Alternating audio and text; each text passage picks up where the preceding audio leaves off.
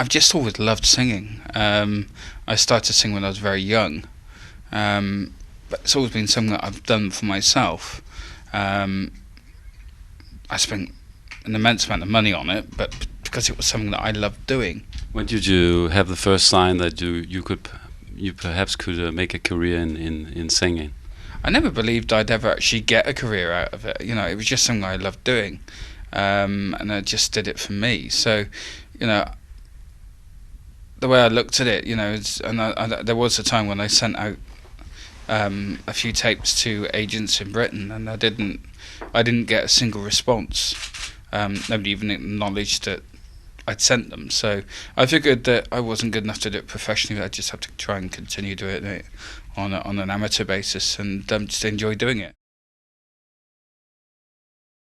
And I've always dealt with my voice as you know, my best friend, and I wasn't able to keep in touch with that friend for 4 years. So when I was stood on that stage in Cardiff, I didn't know what was going to happen. It was like seeing a friend across the room that you'd not seen for a long, long time, and you'd always intended to keep in contact, but for some reason or another you weren't able to, and you don't know what that friend's going to say, you don't know how they're going to react. So I was very, very nervous, stood on the edge of that stage thinking, I don't know what's going to happen, I don't know what's going to come out. So, you know, I didn't know what was going to happen, and that made me even more nervous.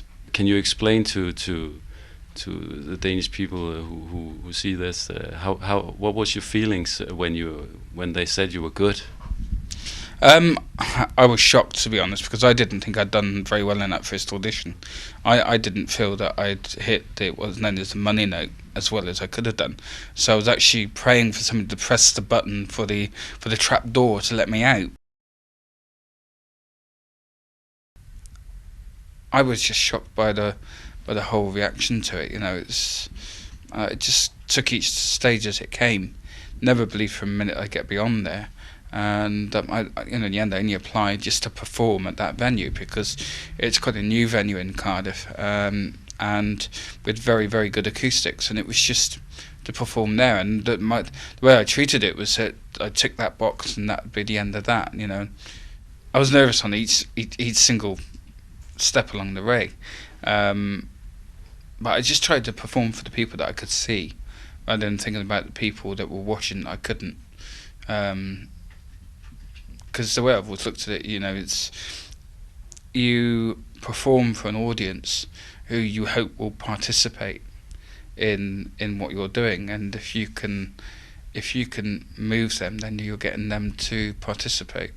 So if I can get people participating and enjoying what I love doing, then to me that's if you like, doing my job. I don't look very far in the future because it's like looking out of a bus. If you look at the front window from halfway down the bus, you don't have a very good view, and you miss what you're passing right now. So I don't look very far in the future because, you know, you lose sight of what's happening now. I just hope that people continue enjoying what I love doing, you know, and I'm just so privileged and very lucky to be able to do what I love doing.